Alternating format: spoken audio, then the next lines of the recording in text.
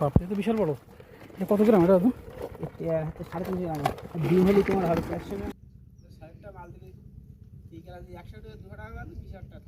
আচ্ছা, আর পিস কাঁকড়া কত করে এখন? হ্যাঁ, 150 টাকা।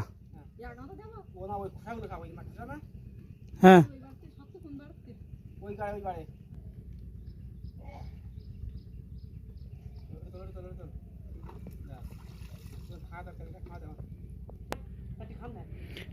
দিদিমা তুই খাবার দিচ্ছ নাকি?